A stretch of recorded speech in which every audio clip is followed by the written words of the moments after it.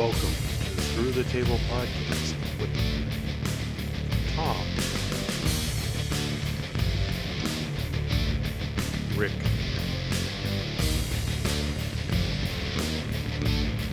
Russ, JL, and Bryan.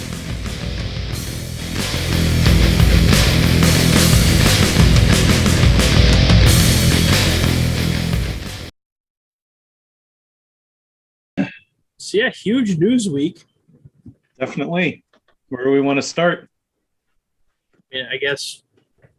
So, like I said, the last time we talked was before Money in the Bank. So, I mean, I guess the big news out of that was the Cena return. For sure. I mean, I guess people were not expecting it, but there was rumblings that it was going to happen, and yeah. So I don't know about just I guess leading from the Cena return into like Raw. It's just looks like both title matches at SummerSlam are just part timers versus I guess they're the dominant champ right now. It's the summer of Cena. Yeah, they keep adding more shows. Yeah, they just added them in Madison Square Garden, which is smart. I mean, add them everywhere and put them in a tag match, so we can just get the hot tag and then do the 5 moves of doom and get people home happy, and then get into SummerSlam. And I wonder what they're going to do for SummerSlam to make him lose, because there's, well, I guess there is a way, but there should be no way that he'll win his 17th championship at SummerSlam. I couldn't see it. Not if they're building to a Rock Roman Reigns matchup. There's no way. Does The Rock show up at SummerSlam? That's a good question. I mean, Sure. Why not, right? It would make sense. It's If they're going to do it, it's something with Survivor Series. what is it, Vegas? Yeah, it's in Vegas. And then WrestleMania next year is what, Texas, right? Yeah. Yes. They just totally Undetermined date, because it might be 2 nights again. They just totally skipped over Hollywood. They didn't even. Is it what they moved it to the following year, correct? Yes. No, that it's 3 years from 3 years Oh, out? yeah. That's right. Okay. Because I went to they had a thing for SoFi Stadium with WrestleMania, interviewed Roman Reigns and Stephanie McMahon, everybody hyping it up, and they were still building the stadium, and then got a hard hat with WrestleMania Hollywood and the whole thing, and then it went to Yeah, a little picture of your hard hats in the open. Yeah, I have it in the other room, actually. I made sure to keep that. And then, but yeah, like I was at the Dallas Super Bowl a couple years ago, and that stadium is huge. So it'll be a good one, I think. I mean, they did that same stadium a couple years ago, right? 30. Yeah, and they had 101,000 people or something. It was Like over that. 100, right? Yeah. So But they'll probably want to try to beat that again or match it. But if they do 2 nights, then who knows? That'd be hard to get 100,000 in 2 nights in a row. that would be 200,000. Mm-hmm. That'd be crazy. Like, It'd be like the North Korea show. Fight both nights. Yeah. I mean, I don't know. I could see him doing it. I mean, if people are there for the one night, you know what I mean? I might as well just buy. You're already there for one. Might as well get the second night. Well, they could have a 2 out of 3 days match, and Monday Night Raw would be the final fall. And it'd be a DQ. Right. All right. So I'll throw this out there. I thought last weekend sucked. I did. What, Money in the Bank? the Money in the Bank, the SmackDown before it, and the Raw right afterwards. I thought, we had all this hype and we had all this, when the fans come back, things are going to be better. No, it wasn't better. It wasn't. Yeah, we all knew Cena was coming out great. He comes out and he's 45 years old, looking like he's still 22.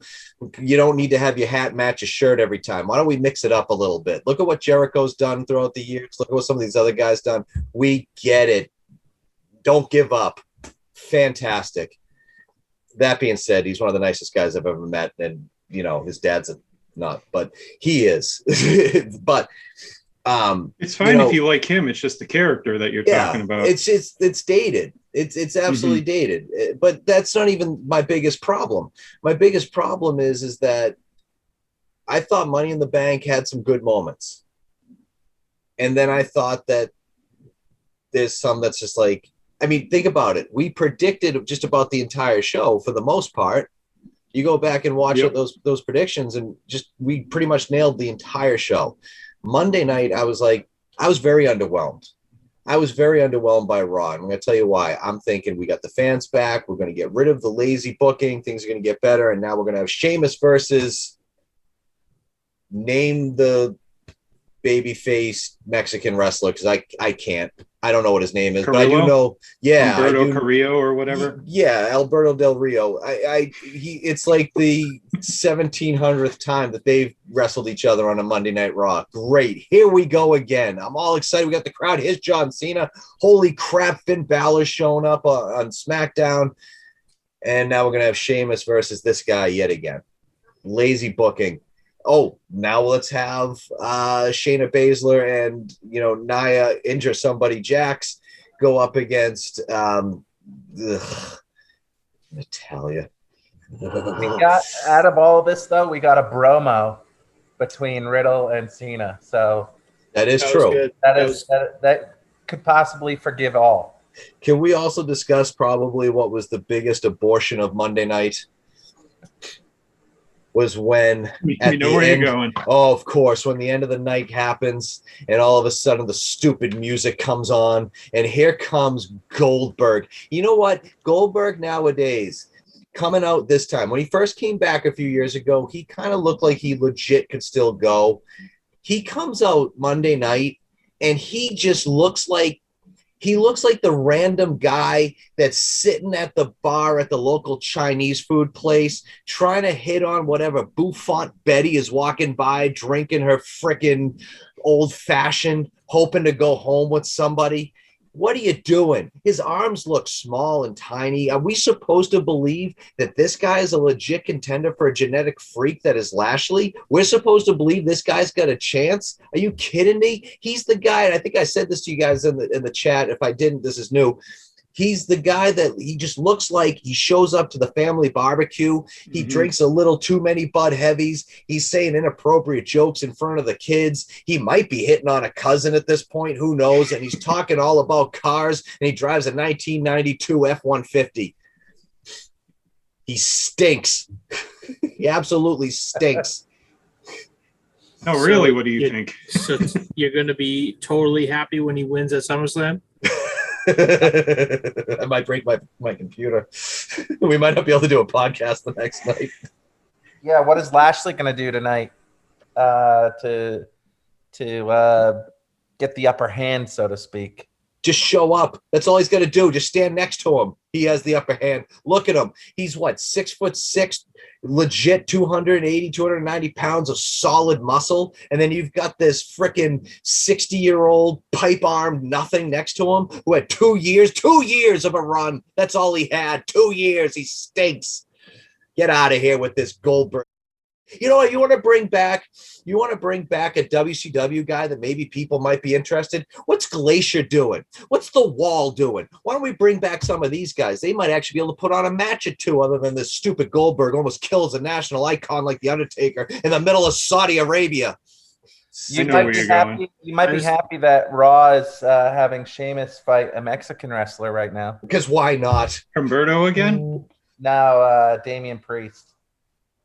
That's different. That's actually something different. I think he's Puerto Rican, not Mexican. Sheamus has the black mask kind of,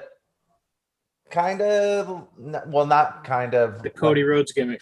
Yeah, a little bit. I was thinking Brutus Beefcake's mask. okay. It's all black. And can I say something about the Brutus Beefcake thing? That was probably one of the greatest things ever. It was on a Raw. It was a live Raw when he came back and he was explaining what happened to him.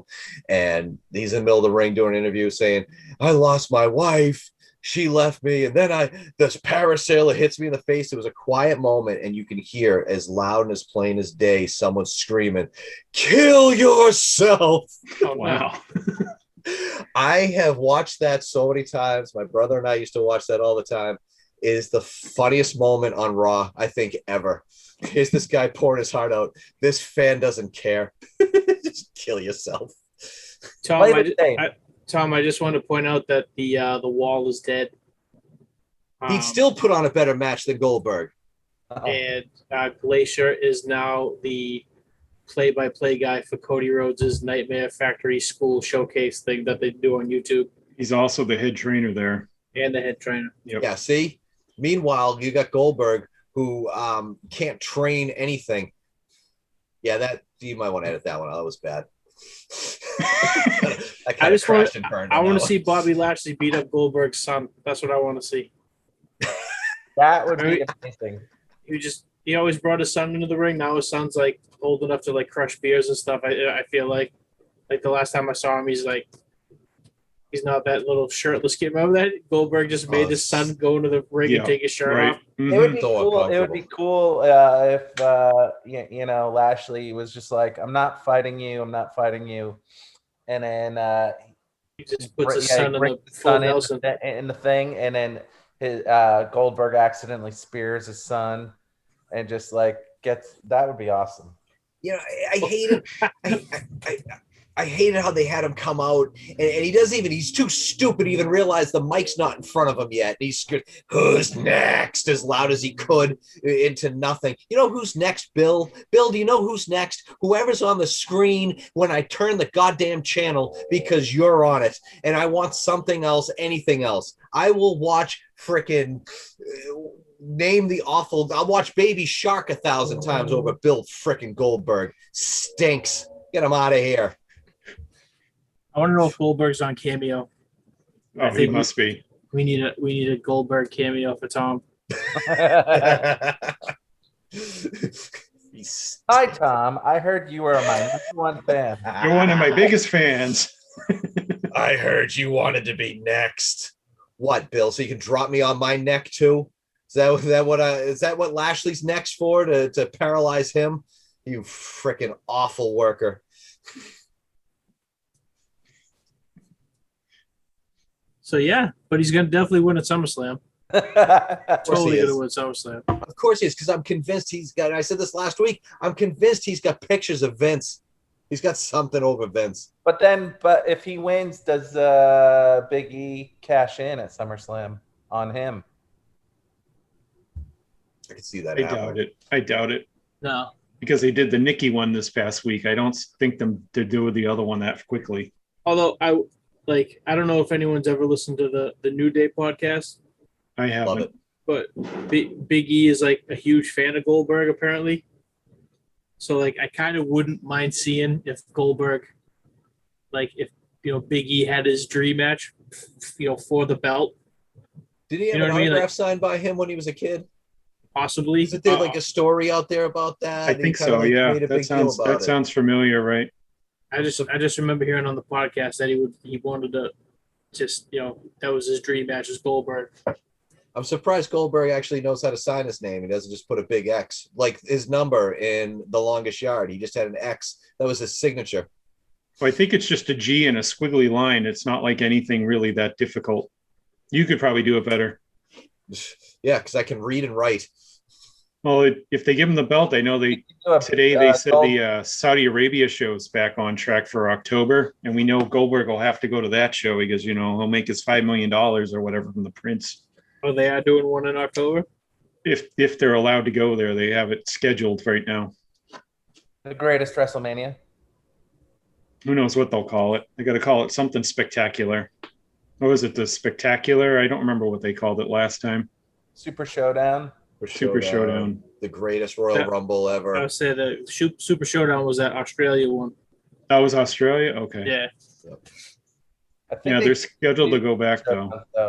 What's that? I think they did 2 Super Showdowns. Did they? They may have. They just did one in New York, didn't they? Didn't they do one over the weekend? Not calling it the Super Show. They did one in Kentucky. They that was like what Russ was saying earlier. They did the main event was a 6-man. It was all Tom's favorites actually. It was Roman Reigns and the Usos versus I like them. John Cena and the Mysterios. That one team's great. Who went over? Let me guess. Dominic probably, right? Yeah. Well, no, I think it was like a double 619 into a AA on one of the Usos. Because we know that WWE, the good guy always has to win the last match on a WWE show, no matter what. You know, Kentucky, that's where they love Goldberg. They love themselves some Goldberg in the South, don't they? That's all I'm going to say. Country. Infer what you want, everybody out there. Infer what you want. It's a dullard. We need a cease and desist from Goldberg. Soon. If we get the cameo from him, he'll be watching what the hell we are. That guy really doesn't like me. He's going to be next. Good. Good. You'll walk out of your house and Goldberg's there running at you. Or slowly walking at you. Yeah, with his freaking walker trying to get to me. Tom, who's your dream Hollywood female star? Oh, wow. Well, before the kids, Mila Kunis. What if Mila Kunis was in a kissing booth, but she was wearing a Bill Goldberg mask? Would you go in for the kiss? Not only would I go in for the kiss, I would do...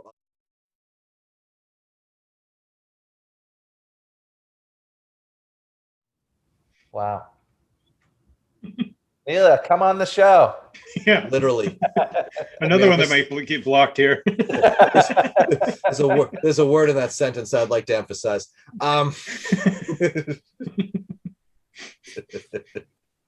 as I was telling Rick before we signed on that the ratings on Raw that's when Cena was out, the ratings were over 2 million, but by the end of the show it was under 1 million. And who was at the end of the show? Yep, Mr. Goldberg. Can't draw dick. You know who would draw better in the main event of a Raw right now? Do you know who would draw better? Do you know? I think Anybody. I know who would draw better. And you know something? It would be a brutal ratings for Raw because Bob Evans could do better than Bill Goldberg. Well, he could probably dress like Goldberg. Okay. Probably as much athletically in shape right now, too. That's for sure. Sheamus, they're still fighting, and they're still beating the crap out of each other. The mask is off, too. Well, that was a rumored SummerSlam match I'd heard, possibly. Which one was that? Damian Priest and Sheamus. That was a rumored SummerSlam match. I mean, you know, they're going to fight for the next 5 weeks, so it makes sense. I used to love how back in the day they didn't touch each other. They'd never gone to a ring against each other until that big event because you wanted to see the buildup. You wanted to finally see that match, and now it's just to the point where it's like, all right, I've seen it. I don't care anymore. I've what more can they do? It's just the lazy book, but that was the whole Monday Night War. You know what I mean? Every match had to be like a star versus star. You know, you didn't have job guy matches really on. You know, once the Monday Night War started. Yep, they got rid of those. That's why I think AEW, when they were doing those first like pandemic shows, the Georgia tapings, and even those first few Dynamites, it was it was reminiscent of like an old NWA studio taping because it was just they did the good formula of the first hour was just job matches, and then you do the 9 o'clock crossover was a decent match, and then you had a main event. but every other match was pretty much squashes for the most part. You know, the beautiful thing, as you mentioned, that what they did that was fantastic over that COVID time was they built up their own people. Mm-hmm. You had a chance to build up a Jungle Boy. You had a chance to build up, Britt Baker and all these stars that they have without a crowd in front of them for the most part, because the crowd can alter where you go storyline wise, booking wise. You see that. I mean, no more than the Hogan Rock match, that WrestleMania match where they flipped, sides in the middle of the match. The crowd can change where you're going. And, without the crowd, you can build these people up. So now they've built their own stars. And this is probably going to be a transition here to the next topic. So you can now bring in solidified stars, not to take over the territory, so to speak, but to enhance it and get more eyes on the product. So these people that you're building up, because these are the ones that are going to be around 3, 4, 5 years from now. So the more you can build them up and the more eyes you can get on them, I think that was pivotal. And meanwhile, tell me one person in the WWE during that time that was built where you could be like, wow, this person's going to be a star. Because it's not Ricochet in his flippity flips. I like Damian Priest, but I don't feel like they did much to really get him over. Is there anybody? I can't think of one. one. Who's that? Damian Priest just won. Oh, okay. Yeah. I thought you were saying they built him up. I was like, they did? Yeah. Did they build up anybody over the last year and No. a half? I can't think of anybody. No. Nope. But AEW did that. And AEW brought in people that's going to give you eyes to the product. So the casual wrestling fan, I had this argument the other night with my buddy John. Hi, John. I know you watch this. We're going up to Hampton and we're having this discussion on this. And, the casual wrestling fan didn't know who Kenny Omega was. Mm-hmm. They really didn't. And I know that's a shock for us because, we're people who pay attention to just about every promotion under the sun. But for the most part, people didn't know who Kenny Omega was. They weren't too sure who the Young Bucks were. They didn't know who these guys were that basically started AEW. They knew who Cody Rhodes was. Yeah. That was the point of Chris Jericho being the first champion. Right. He's getting eyes on the product so you can see these other things. So you bring in, the released guys. You bring in big name stars to get eyes on that product. Sure. Now, the guys that they've been bringing over, like Aleister Black, Miro. Yeah, Miro's you could probably say he was a main eventer in the WWE, but for the most part, these are guys that just didn't get the chance that they should have in the WWE, and they're trying to get that chance in AEW, so that's good. Right. But now you're going to bring in two guys who will definitely get a lot of eyes on the product, who will definitely be shot right up to main event status. So the argument is here, are they pulling a WCW and just bringing in older namesake veterans and shirking the younger talent that they're trying to build up, or is this to enhance that younger talent even more? So again, 3 to 5 years down the road, those are the names that people are going to flock to. I mean, and after these two people that are coming to AEW by all the rumors, who's left to come into AEW? Now they kind of popped their cherry, and it will work. But now, who's going to come? 6 months from now.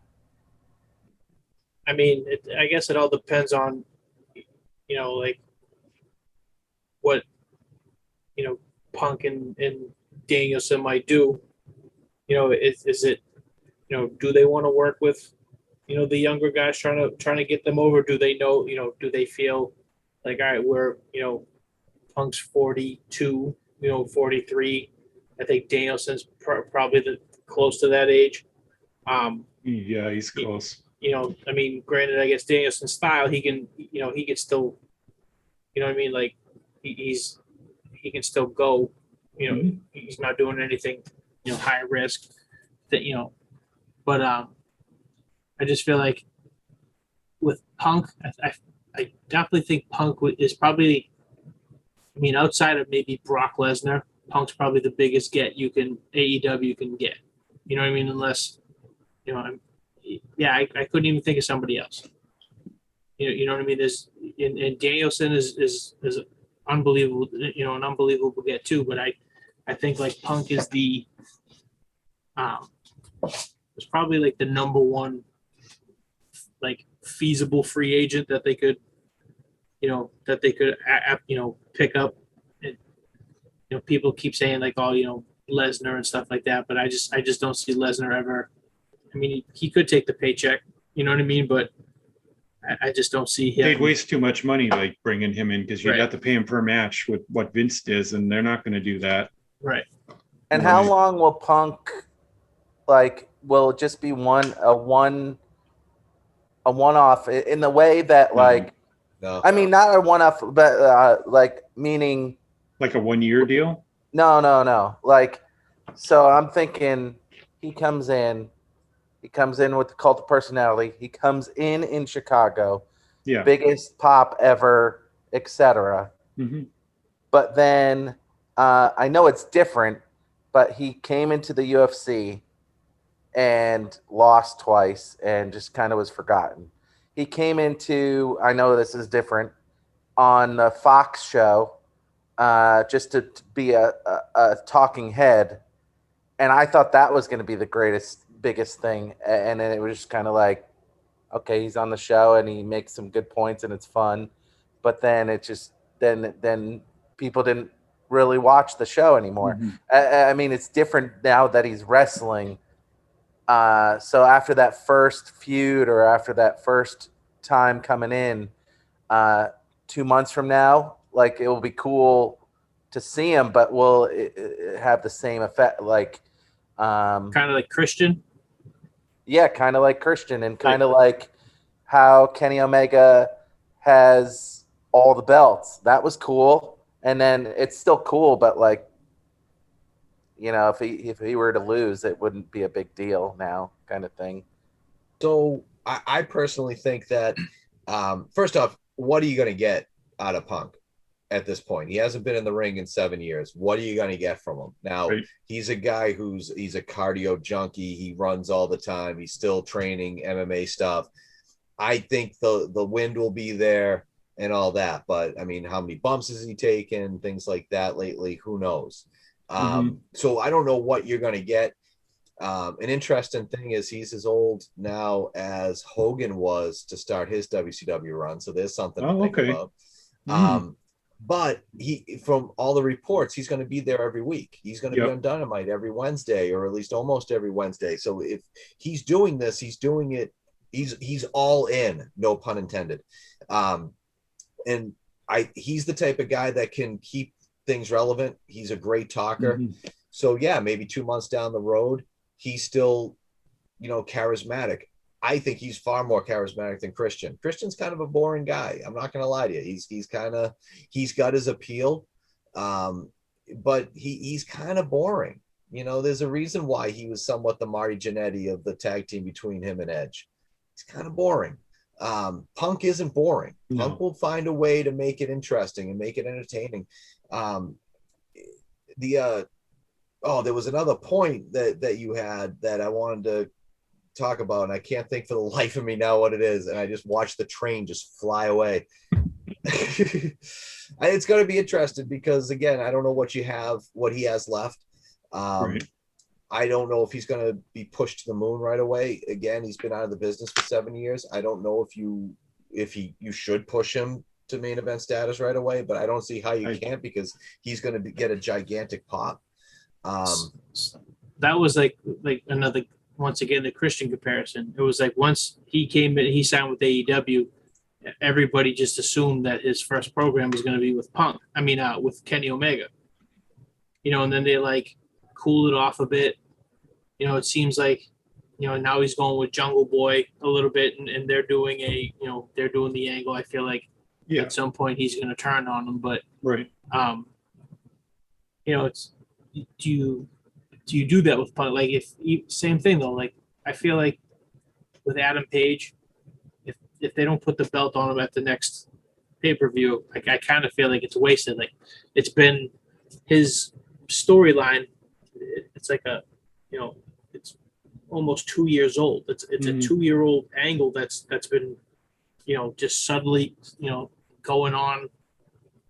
You know what I mean? It's not like front and center, but it's still like if you're, the smart fan, sees that, he's been struggling for the past year. He's been trying to find his place and all this stuff. And I just feel like with Punk coming in, you might just deflate that whole storyline. But I mean, who knows? Maybe you have Paige win it and Punk come out and challenge Paige. And why wouldn't you? Because what is Paige's gimmick? What does he do before and after every match? Oh yeah, I didn't even think about that. You come in and have Punk be a heel and just be like, you have this drunk piece of crap as your champ. Yep. I like that, so I didn't even think about that. I just assumed babyface. You know what I mean? Yep. That would be brilliant. Comes in as a heel, which turns the fans completely around. Remember, he used to have that whole saying, I don't drink, I don't smoke, I don't do drugs, and I'm better than you. And, he's always lived that gimmick. I remember the point I was going to make. Rick, you had said that that this is the biggest free agent signing, and I'm going to agree with you. And the reason why I'm going to agree with you is because 7 years he's been out of the business, and he's been dead set against coming back. He never wanted to come back. He's always said, I have enough money. I don't need to come back. I don't want to come back. I don't have to come back. Why now? What lured him back now? And one thing he said previously too is the only reason will ever come back, when he started to get a little bit more warm to the idea a couple years ago, he was like, the only way I would ever come back is if the storyline made sense. Right. I was going to say that. Mm-hmm. What has been presented to him creatively that has said to him, I got to get off the couch in Chicago and get back to the ring? I'm curious. I'm wondering, could AJ be coming in with him? Could she be joining him? Didn't he just re-sign last year? AJ Lee, I think he meant. Yeah. Oh, AJ Lee. Oh, I thought you were talking about AJ Styles. Sorry. No. They have the same hair, though. They do. I wouldn't see why she wouldn't. Yeah. I mean, what else is she doing right now? But seriously, this is why it's the biggest signing. It's 7 years. Mm-hmm. A guy who was adamant, I'm not coming back. I am not coming back. And even multiple times when he was doing that Fox show. Yeah, no, this is just with Fox. I'm not coming back. I have no interest. I don't want to be back. I can't wait. If this is true, and again, until I hear Cult of Personality hit, and by the way, they started following AEW on Twitter the other day. They did. Which was kind of interesting. And so did CM Punk. Which, if he was smart, he would have been following them from the beginning, so that way it wouldn't be obvious.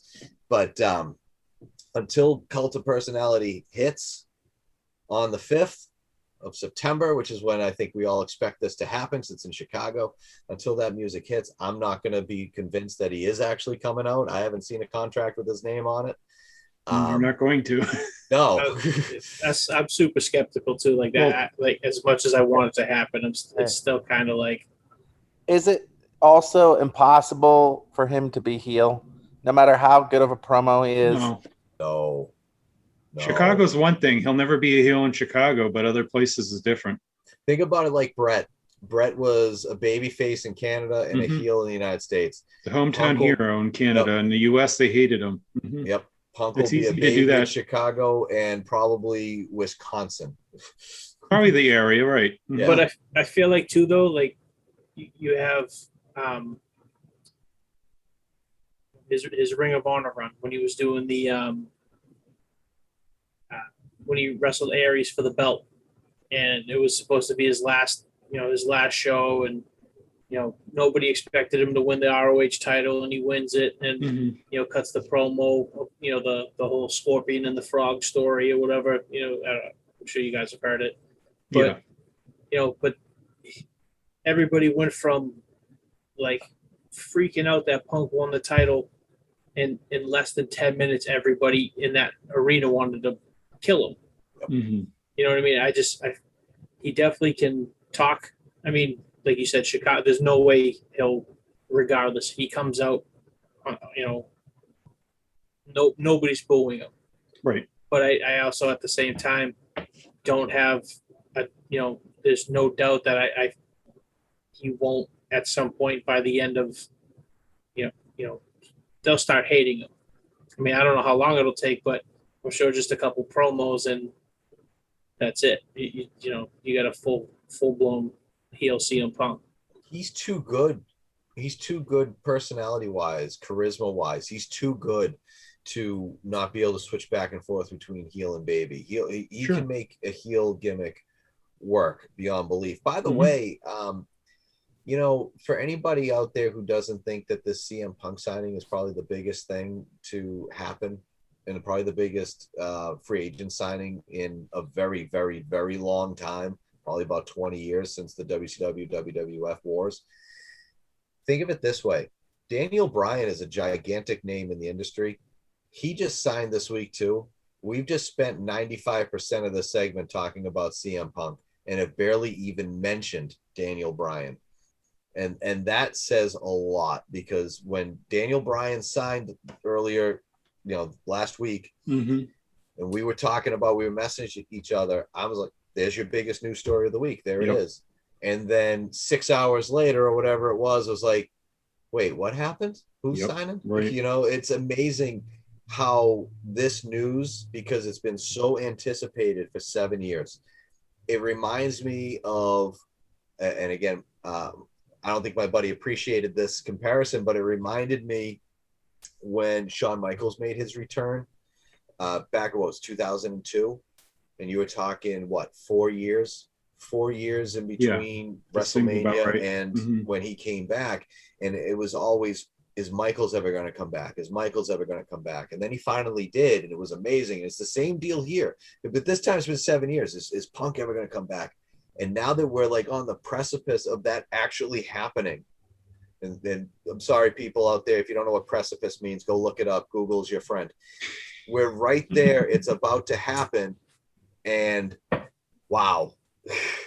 See, the thing with Michaels though is he, like everybody thought, like he was, his career was over because he was hurt.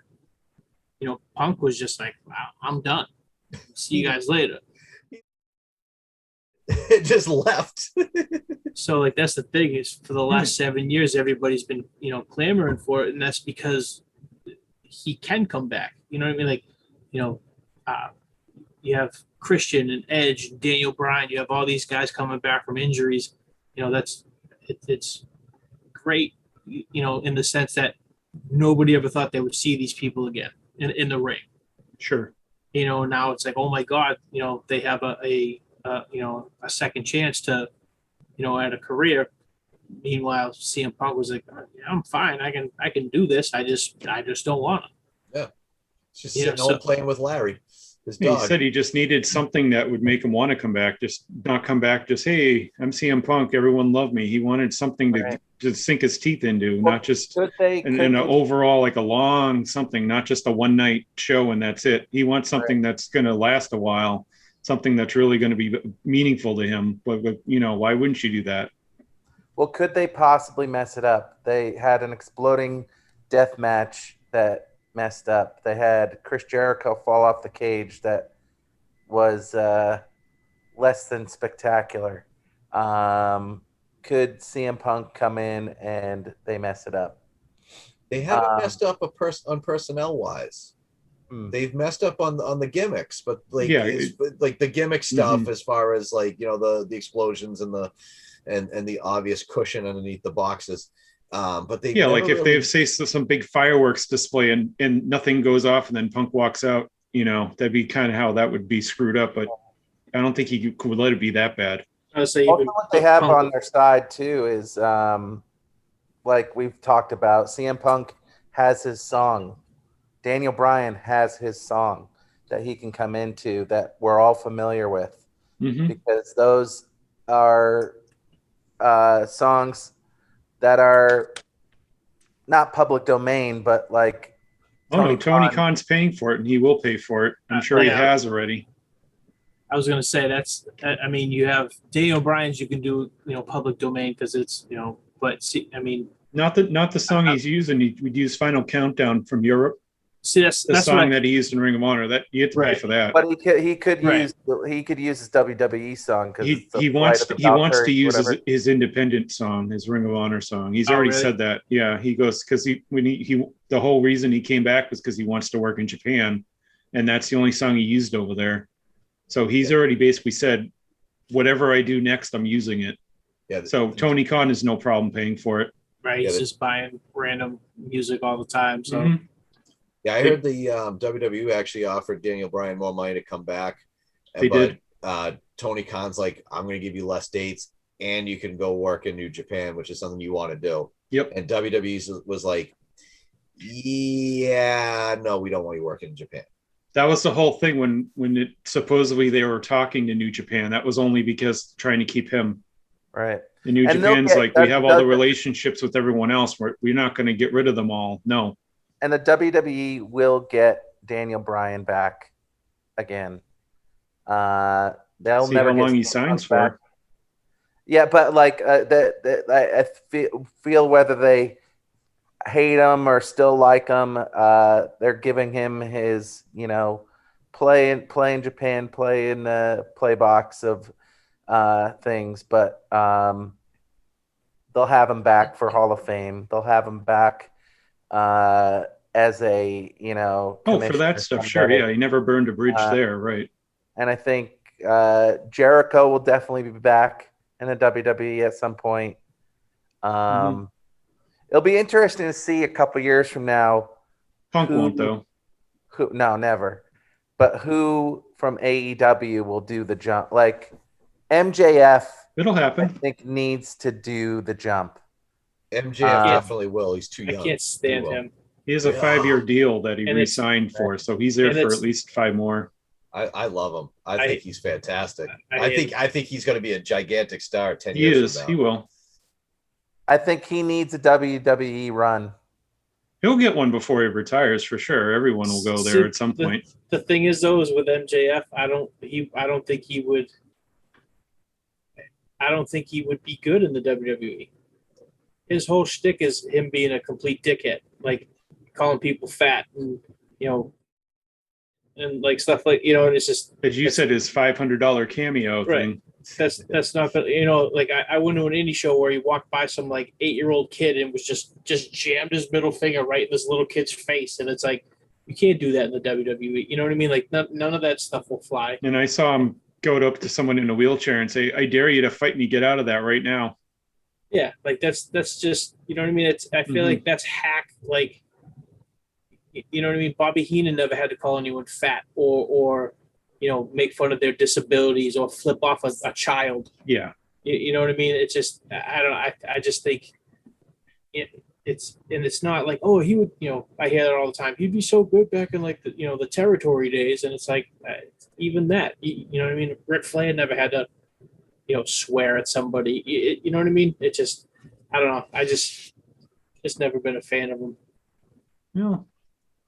Tom doesn't like Goldberg. You don't like MJF. It happens. There was a sign. I thought. I personally like him a lot. Just no one's doing that nowadays. Everyone's too scared to say stuff like that. Yeah, but that's why I feel like it's too. I don't know. He's toned down in AEW. He's not as how he was in the independent scene at all. But I like the shtick that he barely wrestles. And he's always on the show with the mic, talking trash left and right. And he's wrestled, a third of the matches Jungle Boy has, and he's mentioned it before. I just think that's kind of funny. What if CM Punk, I know his name is his, it's not the WWE's name, it's obviously... he has the copyright on it. Yep. Yeah, he had it long before he went to WWE. He used it in... WWE only used the name for merchandising money so they could make some off of it. That was all they got the rights for. What if he comes in and says, I haven't done this in 7 years. CM Punk doesn't exist anymore. I'm Phil Brooks. No way. No I way. would doubt it, but that'd be something to see. It'd be different. It would be different. It would create a little something. Well, that would only happen when Excalibur's on the commentating. That's Phil Brooks. That's definitely, I've known him. Oh, because I saw pay-per-view, and that's Phil Brooks. Well, wait till JR starts calling him Daniel Bryan every 5 seconds. Oh my God, yes. It's Bryan Danielson. Yes, Daniel Bryan's in the ring. Oh, Jim. He's so going to screw it up left and right. I don't think they would do it personally, like take the name away from him, but it would be something to do, though. I see where you're going with it. Yeah, I'm not saying that they would take the name. I'm wondering if he would take the name from himself and just kind of, do something completely different and almost like a rebirth, if you will, seeing as it's been so long. Nah, I feel like nobody named Phil is Phil doesn't sound like a superstar name. Dr. Phil. To me. I have a brother-in-law who's Collins, named Phil. Phil Collins, yeah.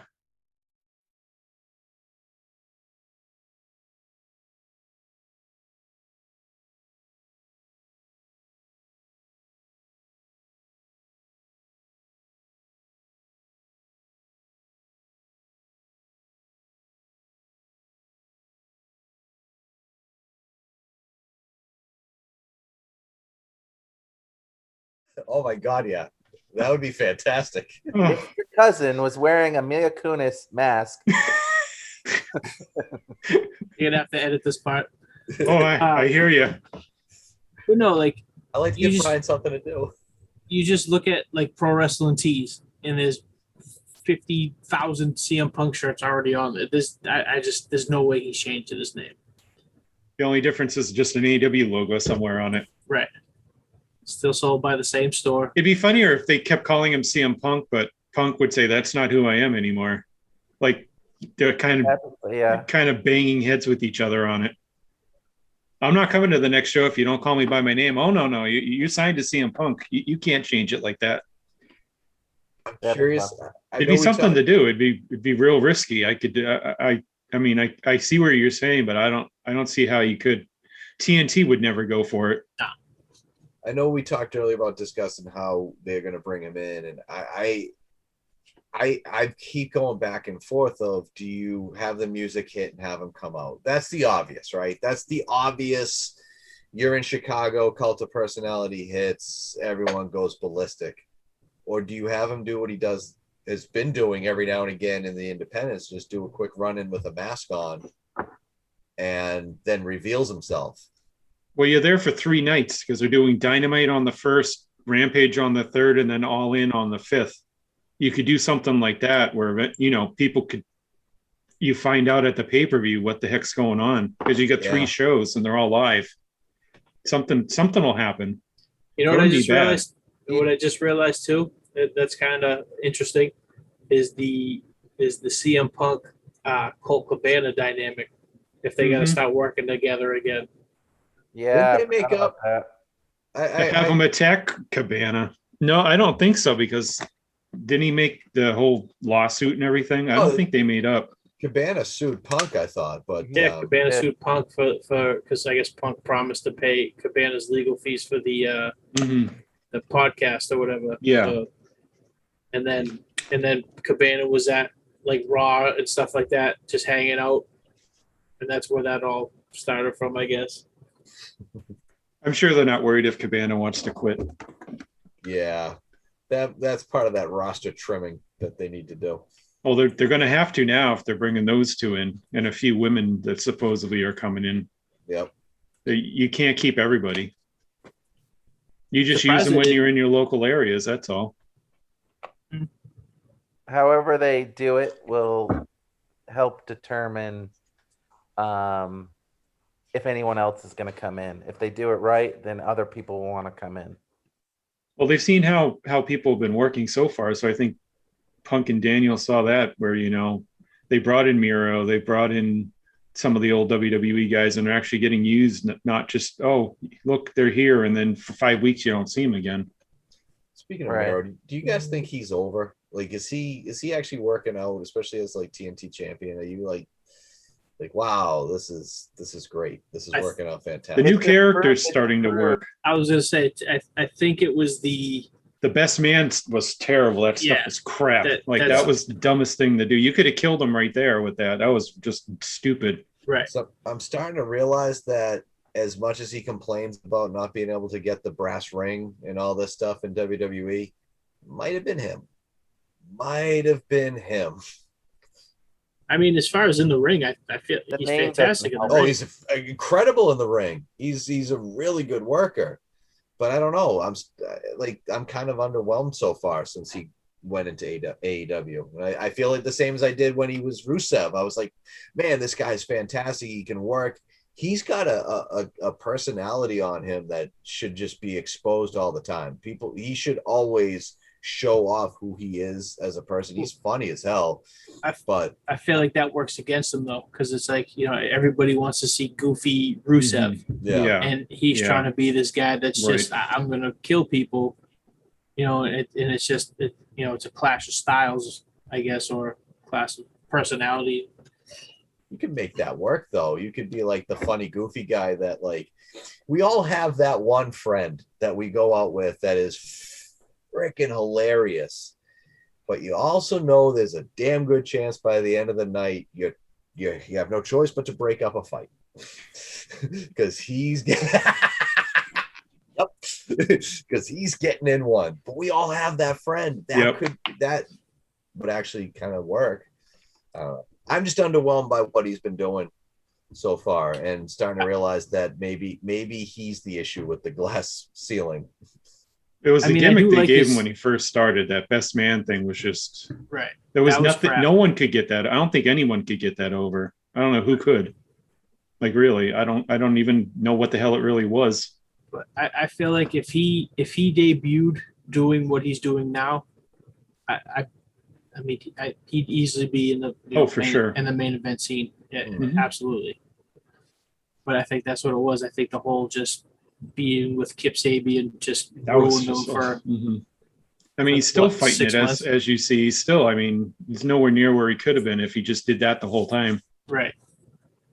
I'm wondering if they're going to go with the because God's the one telling him what to do. If him and Black are going to get involved somehow, since it's God and the devil. I was just thinking about that. Well, that's kind of what they're doing now with Alistair with Malachi and Cody. You know what I mean? Just Cody's wearing these super white, pristine suits, and it's just. I mean, did you see the match graphic for the Cody? And it's just, come on, guys. It was like it was something from Star Wars. I guess they took off that from. Oh, really? Yeah. Yeah, especially the newer movies where you had Rey was always in white and white and black. Yeah, that's where because Cody's a big Star Wars nerd. That's where they went with that part of it. But he's doing that show, that Go Home show or whatever, that TBS. Like, he's doing that again. Yeah, that's why they're fighting next on the 4th. Cody's going to have to start taping. He's going to be gone for like a month or so. So what's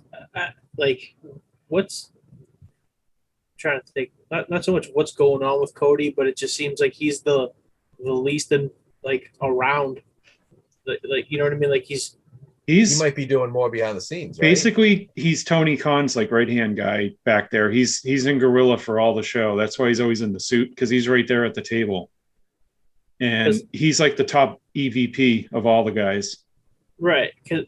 But like my thing is like he's not on the Bucks YouTube show anymore. He's not like you don't see him with. He says he doesn't have time for it. Yeah, he's trying to do all the. He's doing the stuff behind. He's doing behind the desk stuff where they don't do as much. I guess the Bucks book most of the arenas. That's their job.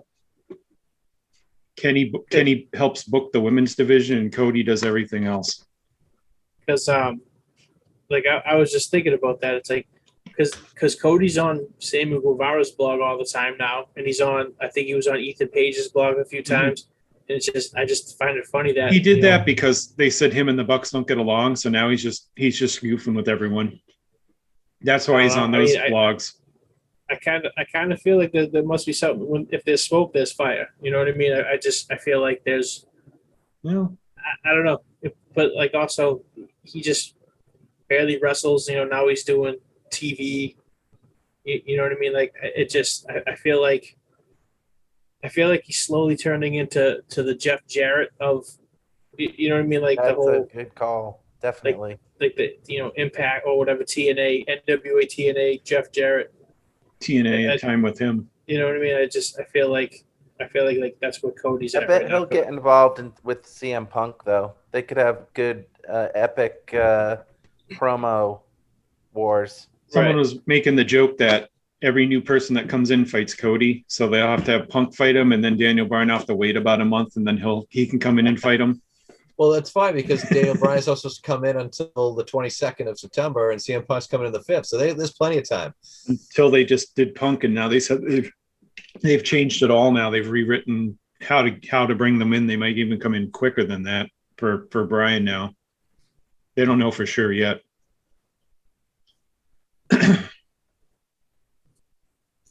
Yeah, they have to bring them both in like some like NWO-ish, where like you're not supposed to be here kind of thing.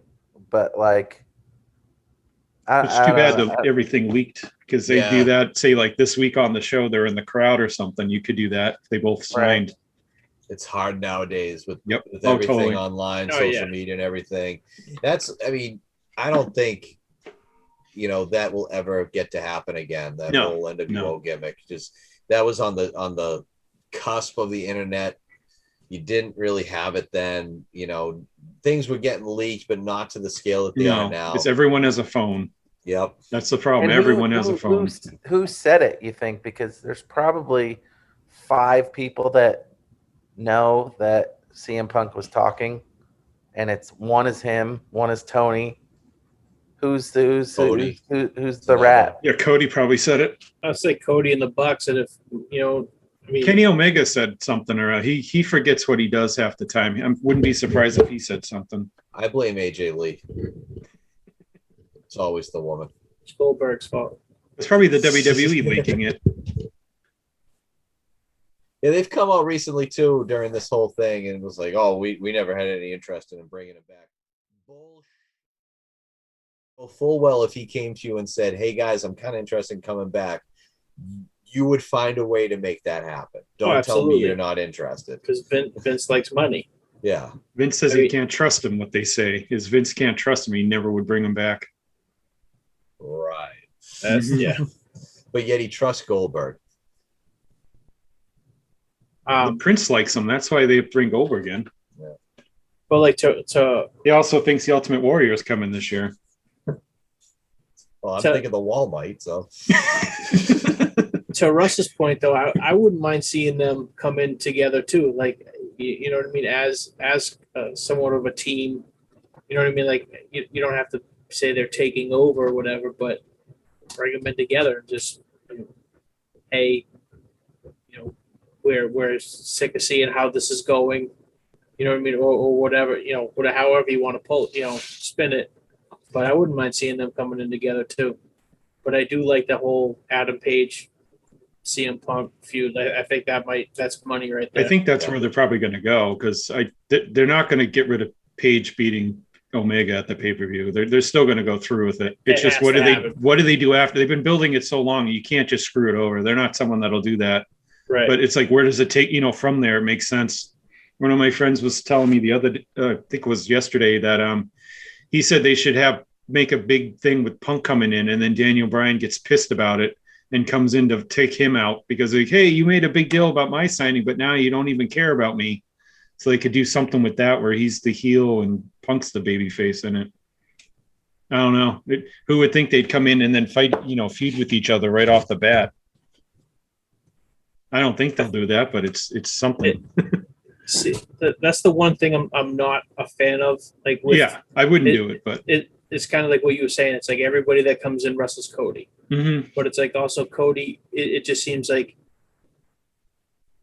Cody's not going to be wrestling Joey Janela or Sonny Kidd. You know what I mean? Yes, we have our Joey Janela reference for the week. That's your Joey Janela reference. There we go. But I hear you. I just see it every time. It's like all those Marco Stunt. You know what I mean? You don't need them. You know what I mean? Like what's the Lee Johnson? You know what I mean? Like QT Marshall, get rid of them. Like they don't need to be on TV. Well, QT trains almost everyone, so he's not going anywhere. I understand not on TV. I get it. Let him train people. There's no reason he needs to be on TV. There's just not. He's not drawing money. No, not. You know at what all. I mean? Maybe he could be the nicest guy ever. I know he's Cody's like assistant or whatever you want to call him, but just I mean, look at Leva Bates. They were smart. They were just like, all right, this girl's trash. She's Brandy's assistant. Just let her be Brandy's assistant. Yeah. You know what I mean? Stick her in the crowd. Let her have her blue hair. As long as she's not in the ring trying to hurt anybody. Yep. Just she's fine. Let her be a librarian. Just keep her out of the ring. Sure. I mean, that's why they hired Luther there to come in, because it's like Jericho's best friend, and he doesn't care what he does. He doesn't need to get a push. He's just there for them to keep Jericho happy. Yep. I love that too. Jericho's always like, oh yeah, he got that on his own merit. You know what I mean? There's no way, because he's trash. He's trash. And he'll never go anywhere. Well, he's 53 years old. He was never very good. He's a deathmatch guy. Right. He never could do a match, really. I mean, but he'll never go unless Jericho leaves, then he'll leave. He's got a job there until he's done. Speaking of deathmatch guys, what is everybody's thought about Nick Gage? I can't believe he came out. That was crazy. And once again, it's twice in 2 weeks that we've talked about it. The fact that Nick Gage is making me excited about wrestling is absolutely ridiculous to me. You know what I mean? Like, I've seen him wrestle a barbed wire match in front. He actually wrestled Moxley. It was like a barbed wire light tube, whatever, CZWs. And it's just like, but the fact that he's on national television,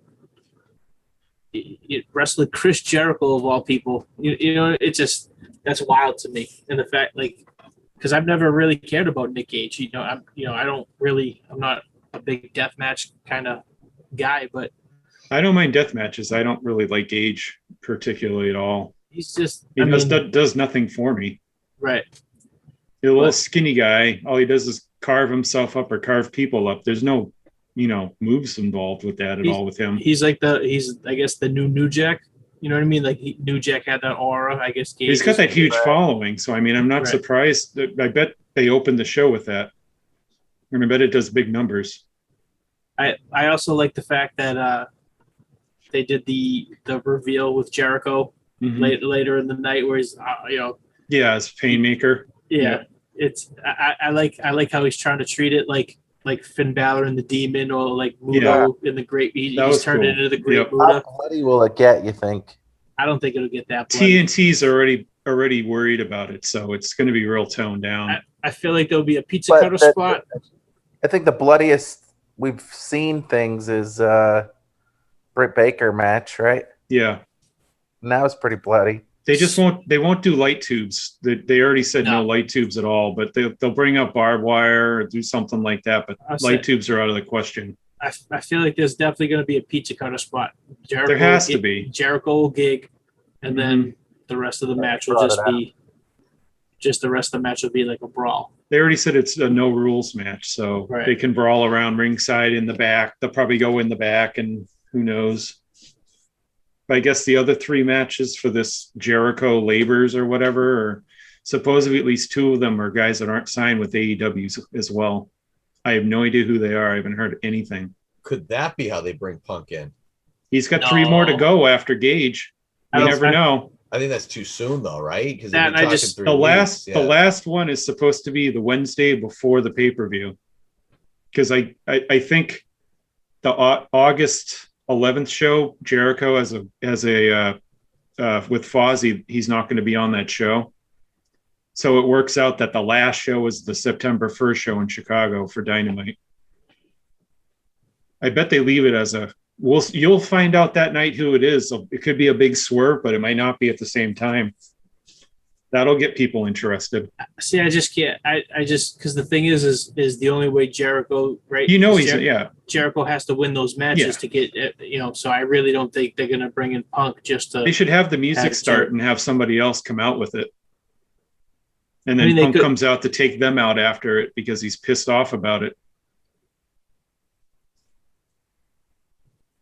Yeah, there's just so many different ways you could have bring QT Punk Marshall come out dressed as Punk. Oh my God! And then at Rampage, Punk comes out and destroys him. See, once again, I don't think they would waste Punk's debut at Rampage at 10 p.m. Well, you know what I mean?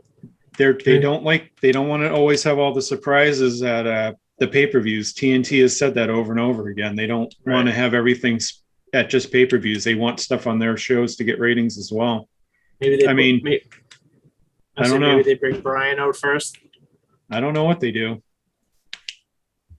They're not as bad as Fox and, NBC yelling at WWF all the time about we want stuff on our show first. No, our show first, Cena's appearing on SmackDown. Well, he's got to appear on Raw. But TNT was mad that they were having debuts without announcing the names. That's why they had to do the Christian one and all that. And right. It's hard to say. I mean, with Punk and Bryan, you'd figure they'd want to advertise them beforehand and really pop the ratings huge. But at the same time, you almost don't want to know when they're coming in. So it's really hard. I bet they do one and not the other. What was I going to say? Someone brought up Britt Baker a couple minutes ago. She's got a broken wrist. Yep, she does.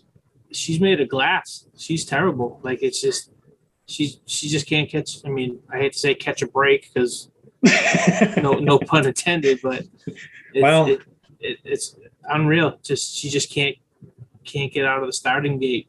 Just seems like every time. How did she hurt the wrist? Was that this past week? Taking one of the bumps from Rose. She dropped her on her arm. Oh, because Nyla Rose was blown up after 32 seconds. Yeah, Nyla Rose is sloppy as can be because obviously the cardio's not there.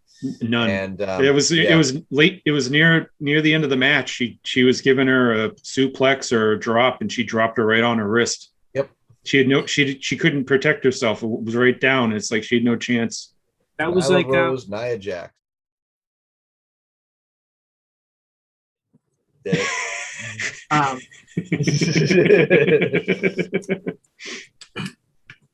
Like it's weird about like the whole thing with Nyla Rose.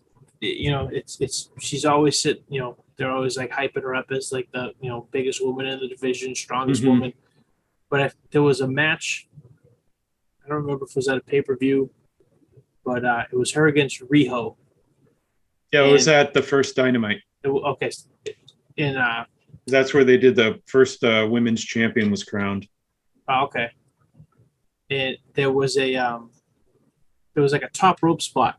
Yep. And like Nyla could barely get the 98-pound Riho. Like I thought she was going to kill her. Yep. And it blows my mind that it's just this. She's not just literally being able to just pick up these girls and just manhandle them. It's like it's blown up so quickly. She has nothing. Rick, what did you say? What does she do with these girls? She beats them up a lot. Damn it, Tom. Supposedly, Britt's going to work through the injury from what she was saying. Yeah, now's her time. So she's on fire right now, so that she has no choice. I mean, they don't have to have her do a legitimate match until the pay-per-view, really, because there's no 30-day rule anymore, like there used to be. Karrion Kross is about to job again. He's going up against Keith Lee. Oh, and it looked like. How can they do a double pin? That's my guess. Double DQ. It looks also that now that Jeff Hardy has COVID, it ruined whatever they were trying to put together for him and Cross. So that loss is even more of a stain. And the time it took is the biggest fault too.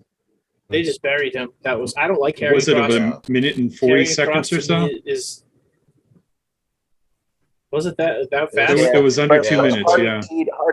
Hardy did cheat to win, so there's that. You know what it says though? It basically is Vince really pushing NXT down. For a long time, he started looking at NXT as a viable third brand, and he basically just came in and said, all right, so hit this guy who storyline wise was going to quit the company a couple of weeks ago because he hadn't been winning, and if he didn't win this match, he was going to retire. Just beat the NXT champion, which means NXT is worthless.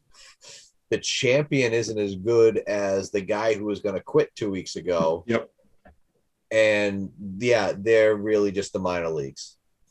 What's I was going to say that they just with the whole Keith Lee thing, and I mean, I know Keith Lee was on the main roster for a bit, but he's still, I feel like he's been gone for so long. He's still an NXT guy, right? I have no doubt that Finn Balor. What's the next pay-per-view? It's not SummerSlam, right? No, it is. Is it? It is. Yep. Oh, yeah. It is. So Yeah. I mean, I don't know. I know Balor challenged Reigns the other night on Raw. I think it was this Friday. SmackDown. That's for this Friday. This week. That's what it's just. Oh, okay. So it's just for TV. So he's just gonna squash Balor and make Balor look like a punk who just came up from NXT. Had an unreal reign as the champ down there, and it's just I mean, often, which I always found funny too. It's like Balor has a history with Roman. You know what I mean? Balor beat Roman to be in the the first Universal title match. Yeah. And it's just like now he's Roman's just gonna kill him. How much time do they give him? Not much. You wouldn't think so. I mean, I guess it all depends. It is on TV, so they might go 2 segments. But if it's under 5 minutes, you're just screwing over Balor. If you give him 10 minutes, at least you give him a little bit of time. There's no reason they needed to go there with them. No, none. It's just for Vince to say, look, NXT guys. I was gonna say, has there been? I mean, because I don't count Drew McIntyre as like an NXT guy. You know what I mean? He was on the main roster first, but like, has there been an NXT talent that's actually been done decent? The women. Yeah, the women. That's true. I guess Kevin Owens was Universal Champ for a bit, but I mean, Kevin Owens. He's up and down so much. Yeah, he keeps going back and forth between obscurity and Sami Zayn and main event picture. Yeah, you look at all their champions and what happens when they come up. Right. I mean, Bo Dallas was their champion down there at one point. All right, so let's go down that list. All right, Bo Dallas gone, released. Aleister Black gone, released. Neville. Andrade, yep. Andrade gone, released. Neville, you're talking all AEW guys. These are all guys who are in AEW. All their former champions are there, except for Bo Dallas, who should be main eventing a high school gymnasium somewhere. Samoa Joe had the belt down there. Yep. To be fair, Tom, though, Bo Dallas is the winner in all this because he's dating Liv Morgan. So that is a valid point. He wins everything. That's true. Yeah, he could never work another match in his life, and he still has won. Seth Rollins. He was the first champ. Yep. Big E. And then Bo Dallas. Everyone's favorite Sami Zayn had it, I know, for a little while. Sami Zayn. Kevin Owens. Nakamura had it. Samoa Joe. Shinsuke. Samoa again. Shinsuke again. Bobby Roode. Drew McIntyre. Andrade. Aleister Black. Ciampa. Gargano. Adam Cole. Keith Lee. Karrion Kross. Finn Balor. Karrion Kross. Outside of Rollins, really, if Big E gets his chance, no one. Yeah, it's like, I mean, look at the Ascension. They were like huge. Huge. They were huge down there. That was a huge, and they were nothing. Right, you really Nothing. thought they were like the next coming of like Legion of Doom. For I mean, I mean, maybe Legion of Doom might be a stretch, but you're just saying that you're wearing the shirt. But you know what I mean? They you know how long they have the belts for? Like a year and a half. A long time. I couldn't tell you exactly. It was a while though. Yeah, they were huge, killing everybody. Mm-hmm. And then they brought them up to the roster. It's I mean, it's there's not many. There's even tag teams. I think the Revival was probably the. And then Jordan and Gable had the belts for a while down there and came up. Right, and then they weren't anything, but No. I'd say the Revival were the only. But they were used so horribly though at times. Oh yeah, absolutely. But they still somehow were always in the tag title picture. Because they only have like 4 teams. Right, but that's the problem. But like when you think about it, the fact that Enzo and Cass, they were the hottest act in wrestling for. I mean, what? Probably 2 years. Mm-hmm. Never once got a tag title run. Nope. You know what I mean? It just blew my mind. Yeah. There's just a lot of NXT people just I don't know. It's like Triple H knows how to use them, mm-hmm. and then it's just Vince is just like, well, this they were successful down there, that they're crap up here. It's like they don't. I don't know. I mean, that's probably why Gargano and Ciampa doesn't want to go up. Cole. I mean, like, how long have Undisputed Era been down there? 6 years. At least. It's almost like there's some sort of like issue between Vince and Trips, like some sort of like professional rivalry, or I'm going to show my son-in-law how this really works, or what. I don't know what it is. I don't know if it's like still the boss. It's almost like Vince got mad that it was succeeding more than WWE was at the time, and he wanted to get back at him for something. And that's the way to do it.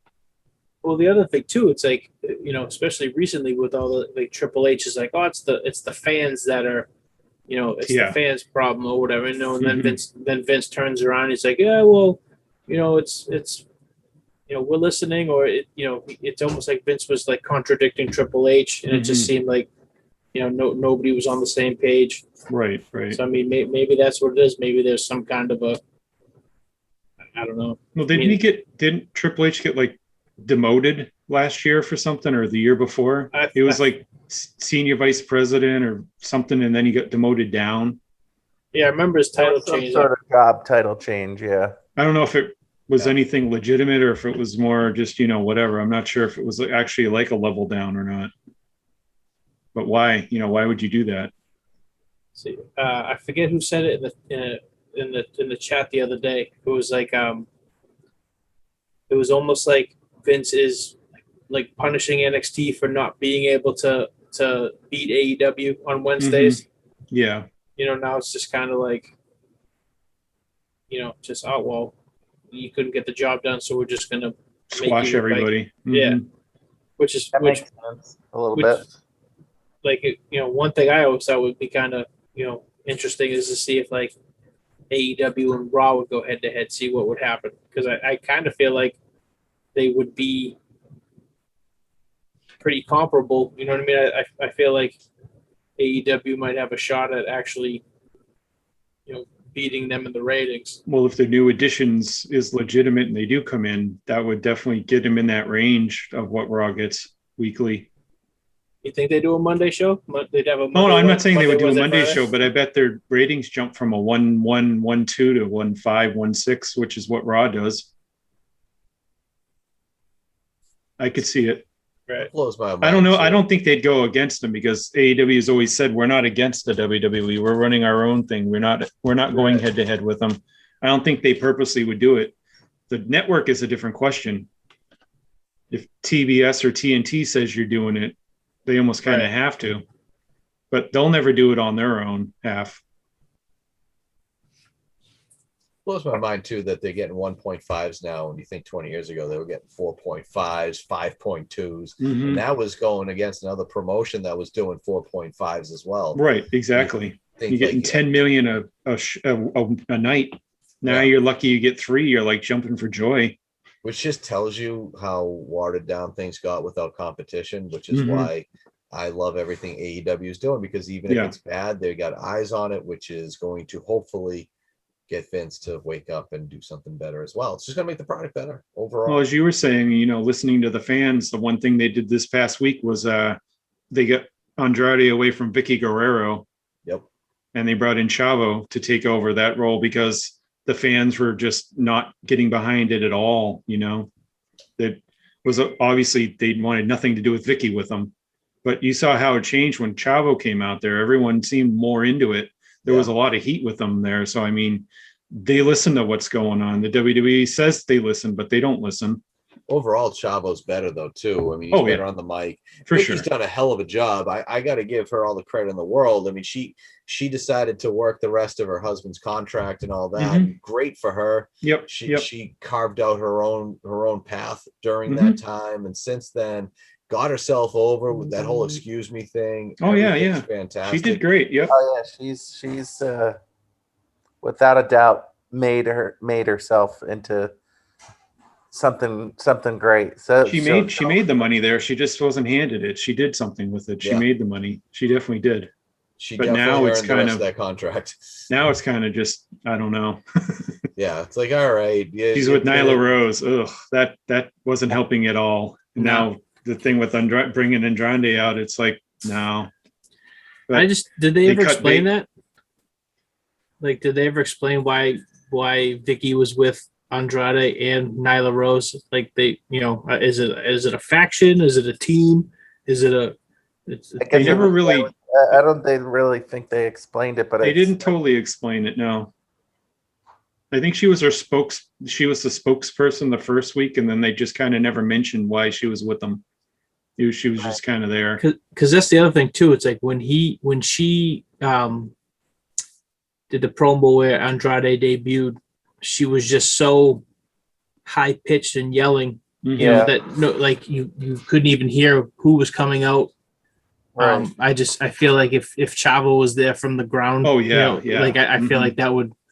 I mean, granted, it's only been 2 weeks or whatever, 2-3 weeks since Andrade debuted or whatever, but I definitely feel like the debut would have been like it would have hit a little harder if Chavo was there from the beginning. For sure. Mm-hmm. Yeah, and Andrade, I mean, he needs to learn English. Like, it's as bad as that sounds, he needs to. Because it will get him over a little more. I mean, he's great, but I mean, and you don't have to speak English to get over or do anything in life. I get that, but I'm trying to make it better. Stick with this racism. I'm enjoying it. I get what you're saying. The funniest thing is he knows English. He just can't. He's like very, very nervous to speak it, because it's got a thick accent and he doesn't speak it well. So that's why they kind of go in often how they have been. Or I speak it. It's kind of like Shinsuke. Shinsuke is Spanish. Like with Asuka, they let her go and do her thing, and it's great. For Shinsuke, for a while, they let him do his thing. Now he can do whatever he wants. So I mean, I know it sounds bad, but like that's okay. Like, Andy whipped children, and but just I get what you're saying though, Russ. You can't. It's hard to talk people. It's hard to talk people into seats when the majority of your audience isn't understanding you. Oh yeah, exactly. I know where you were going. There's no delicate way you can say it, and I do agree with everything that you were saying. I was just laughing because Tom's face was just like that was the funny part, right? Well, I was like, "Wow, great! My Nyla Rose joke isn't the worst thing on this podcast now. Hooray!" No, but I get it. There's no delicate way you can put it, and unfortunately, But on that note too, when Shinsuke was doing his thing and when he was turning heel, and one of the best promos he had was in the back when I don't understand. He's like, no, speak English. Yeah. And he exactly said that. Mm-hmm. And it was so awesome because it was such a dick move because he just threw it back at everybody. Case in point, on the opposite end, you have like Kenny Omega when he was in New Japan. Just out of nowhere, just started speaking Japanese, and that like connected him to the Japanese fans. Granted, when he started being more of a heel, he refused to speak. Refused to speak. Right, I can speak your language, but I'm you know not what? going You to. need right.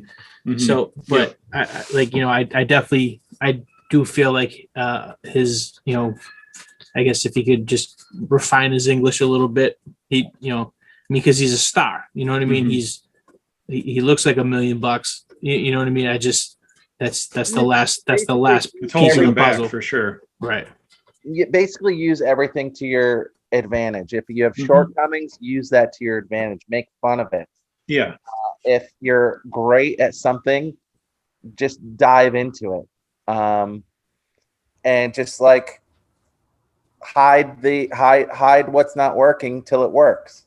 And then just like it's just like if you go see a comedian, they're gonna say something that you're gonna just be like, whoa, but then well,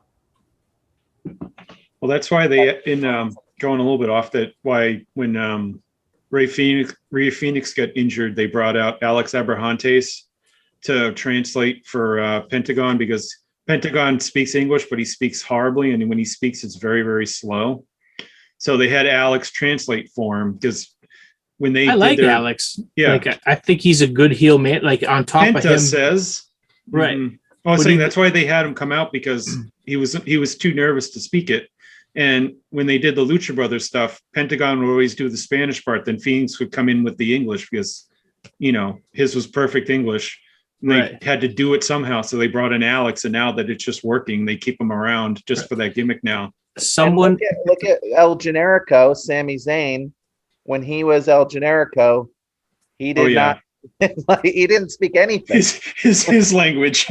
He was just mumbling, or he was just doing. That's whatever. Like Delirious does the same thing.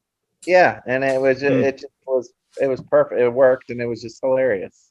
Yeah, I forget what podcast it was I was listening to. Back to Alex Abrahantes. I think one of the things that works good with him is the fact that they said that he, because he comes out, he does the pose with Penta and stuff.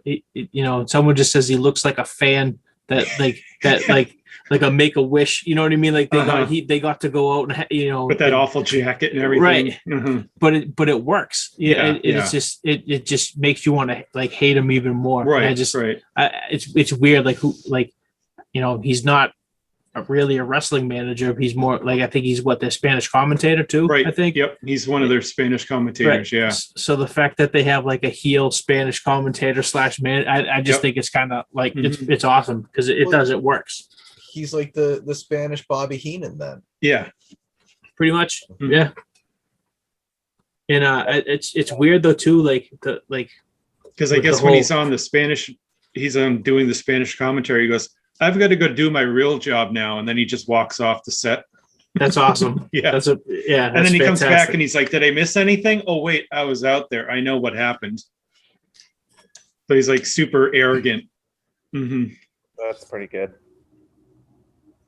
Guys, I hate to change the subject real quick, but I just thought of something as I quickly looked at something on social media. Going back to our CM Punk conversation, remember during his whole big stuff when he wanted to change the business, he talked about the ice cream bars. Yeah, it never ended up happening. AEW ice cream. They'll get it done. We're gonna eat this.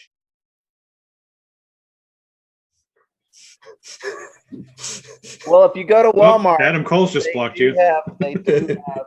He should. I'm bigger than him anyway. Ice cream bars that are a little different. They melt too fast, but they definitely tried something. But the thing, it's I think Good Humor does them, and Good Humor does Mickey Mouse ones that were the WWE ones, right? WWE ones. Yeah.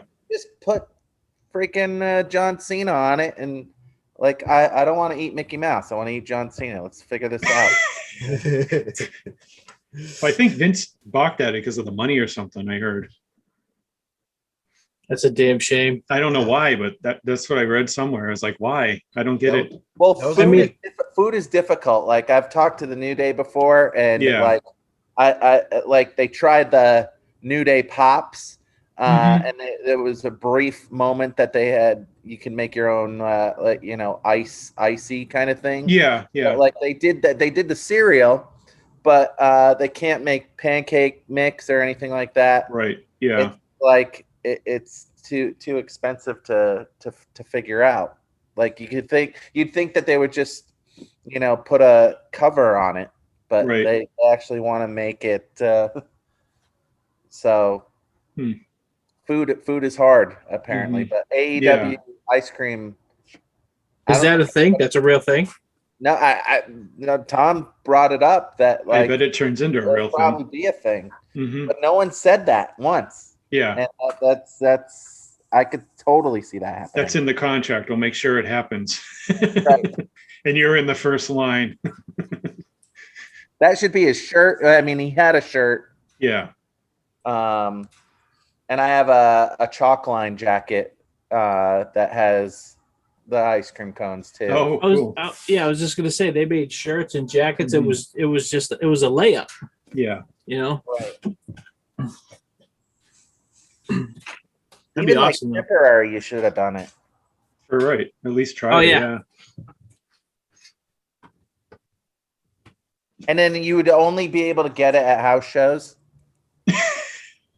Just at the events. Yep. Like, people would go just to get that.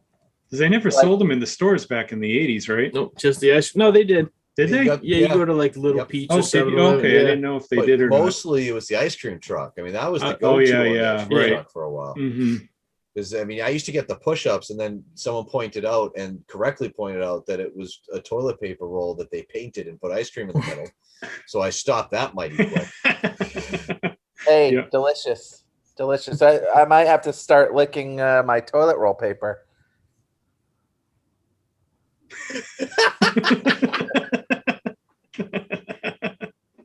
I love there was a pause. There was a pause before any of us reacted. Didn't know what to say. Nope. Had no idea what to say. That's my new gimmick. To stop us from saying anything? Yes. I will lick toilet paper rolls. Once again. Take it out of context. Russ licks toilet paper rolls. Really? Did you ever figure out what you wanted to talk about, Tom? Which one? What are you talking about? You said you had something you wanted to bring up this week, or did you already hit that? I think I hit it all. Okay. I'm sure it was something to do with Goldberg. Probably. It was an awful debut. By the way, we got probably about an hour before he's showing back up again, right? Yeah, Lashley hasn't come out yet to say yes or no. It's Mason T-Bar right now against Mustafa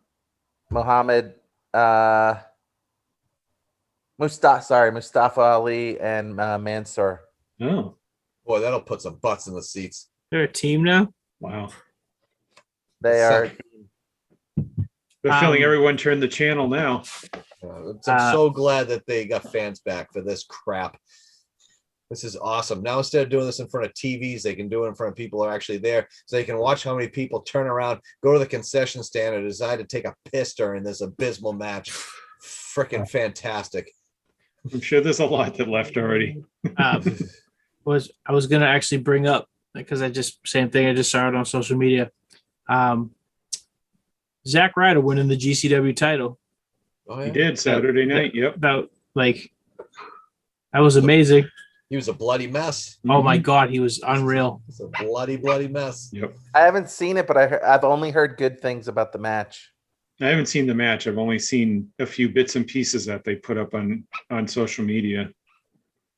And how long was Nick Gage was obviously the champion, or was it vacated? No, he was the champ. How long was he the champ? That I couldn't tell you. 8 years. Did he? Yeah. Did he have a? And does this mean that he's signed with AEW longer than we think? No, because he was at the Sunday show and was involved in the main event and stuff. Gage said he would never leave there.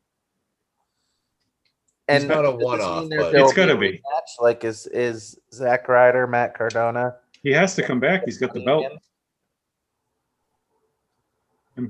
I would assume he comes back at least for one more show. Right. But do you have him come back for one show and then drop it, or do you keep him with the belt for a little while? Like, how many times would you want to go through something like that? Well, I heard he's going to, I guess they brought in Sterling to be his attorney on Sunday. And they said they were going to sue them because he was still bleeding at the time on Sunday. And they said they're going to do a new stipulation since he's the champion, and it's all abide by the rules. There's no weapons allowed in any of his matches, no light tubes, no nothing. It's straight WWE style because they wanted to rename the title the GCW Universal Championship. Well, he could do the Mick Foley thing in ECW where he just kind of does like arm bars and. That was a great gimmick. He's saying if anyone brings a weapon into the ring, that they're going to make the match is going to be a disqualification or something. So it goes against everything GCW believes in, which they probably will do. That's pretty good. Or at least the main event stuff. Did you see someone threw a pizza cutter in the ring when they were throwing trash at him after he won? Beer bottles, like full beer bottles, but someone actually threw an actual a pizza cutter at Cardona. He was saying I think he was on Busted Open. It was at some point this week, and he was saying how he really thought he was afraid for his life because he didn't know how those people were going to treat him once he got out of the ring. Oh yeah, right.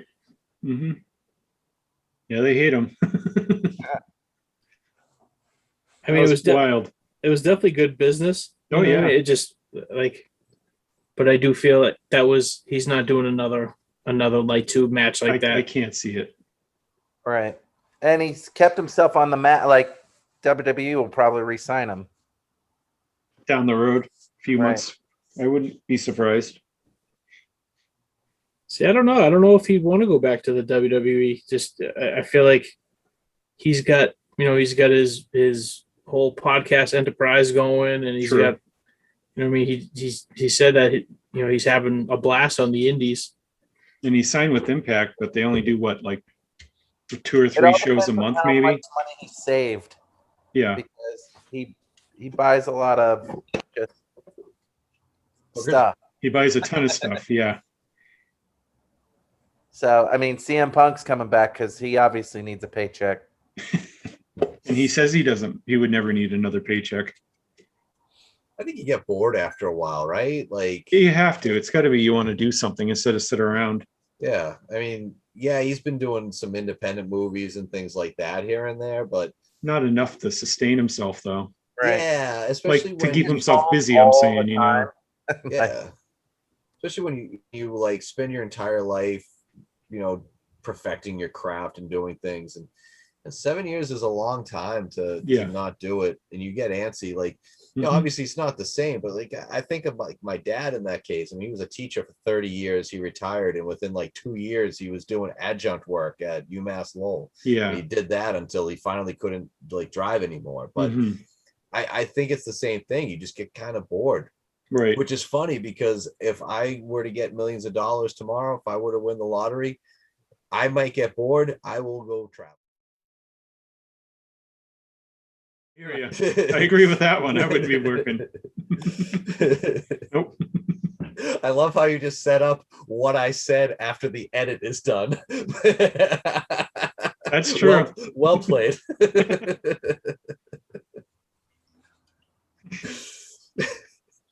I'm on to you. Had to say something there. Watch your back. There's no one behind me. I have a wall. Oh, the wall. It's dead. Full circle. Still dead. Still dead. Still a better worker. Still would make me more interested in watching Raw. Lashley is coming out. So. Oh boy. Means another Goldberg tirade. I don't think we have enough time for that. It's Tom's bedtimes. Yeah. Creeping up. Just about out of time here because everyone needed to That leave. was so close. Almost missed it.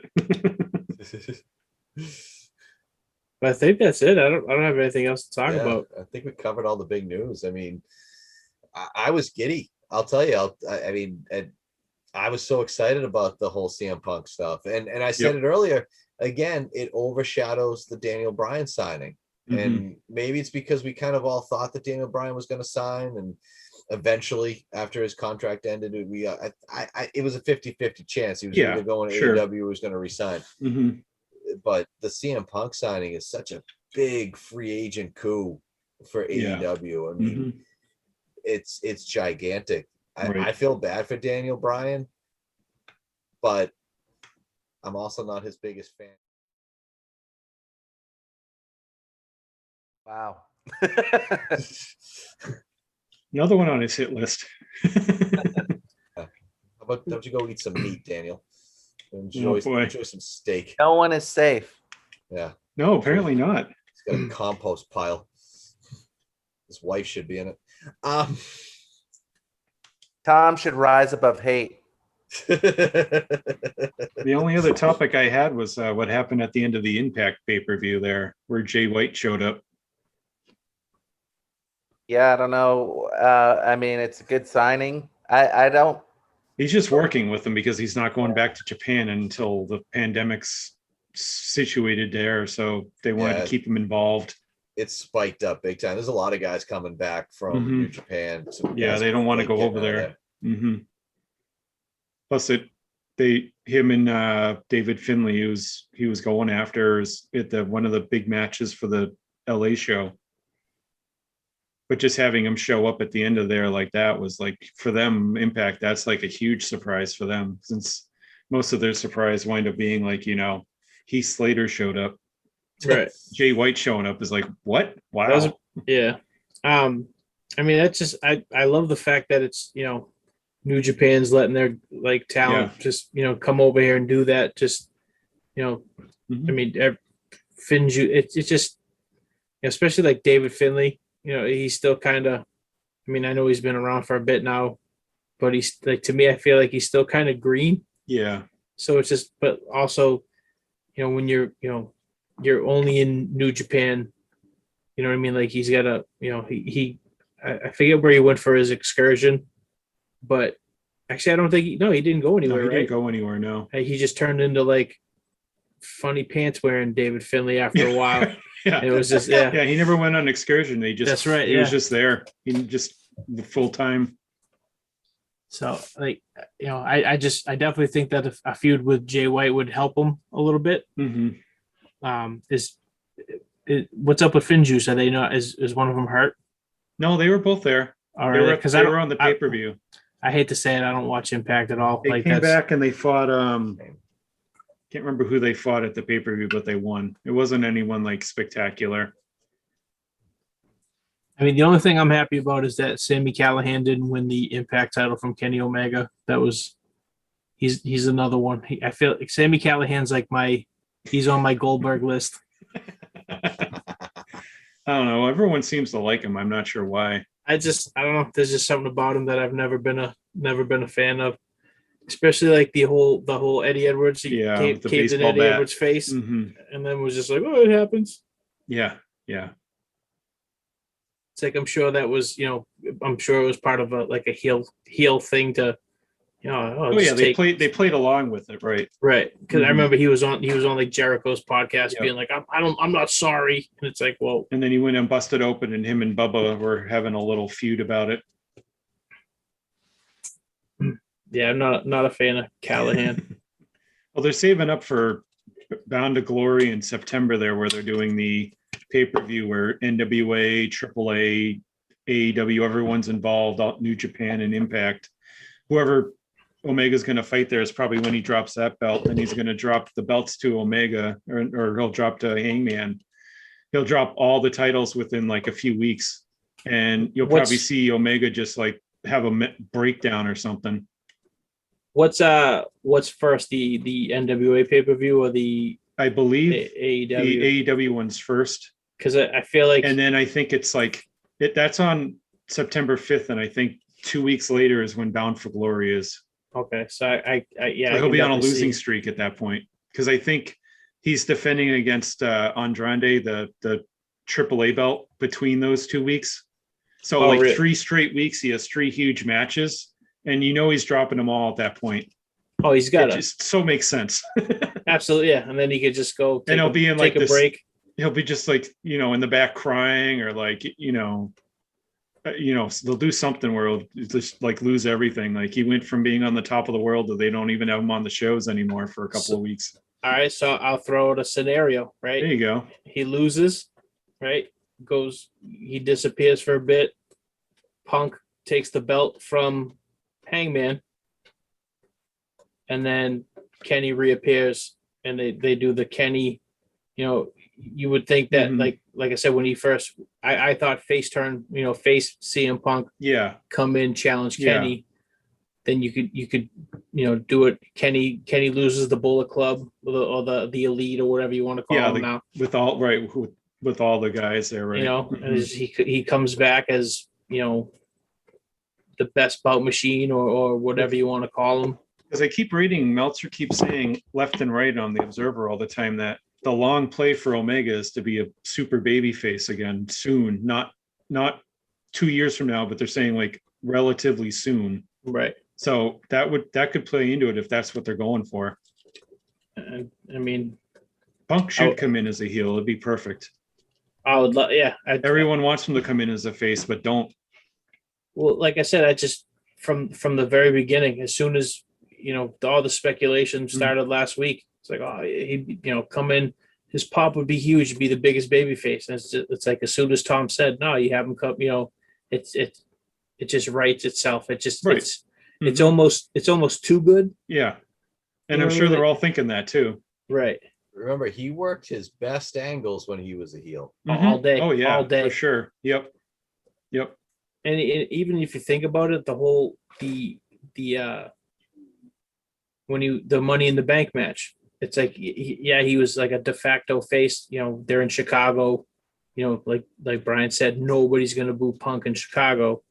But at the same time, like the way he was acting, I'm taking this belt with me. I'm leaving out the front door. That's heel stuff. That's heel shit. Right. But it was some of his best work. How much better would that have been if he had the backing of AEW social media team? Because obviously, as I've said every week, they do it better than the WWE. And he was posting like pictures of the title belt in the refrigerator and all these other things. Right. Oh yeah. Oh my God, it would have been so much better. It'd be over massively, yeah. Complete side note, Natalia got injured. Leg injury. Tom's saying about time. Like a legitimate one or like storyline wise? She was in the ring with Dewdrop and her leg. There goes Dewdrop's push. Like a Sid thing, but no. It's not anything like but like she was instantly limping and then went outside, and then they kind of brought her back. Her foot got stuck, her knee got stuck on a roll up, and maybe it twisted or pulled something, but she's definitely hurt. Well, I'll speak for everyone here when I say that it's a shame it's her knee and not her neck. Oh no! On that point, all right, Tyson Kidd can get her through it. He's been there before. Samoa Joe's fault. On that note, I'm Rick Williams. No, right. And this has been Through the Table podcast for this week. Thank you. Thank you for listening to Through the Table podcast with Tom, Rick, Russ, JL, and Bryan. Catch us on Twitter and Facebook. Please like, and subscribe. Thank you. Till next time.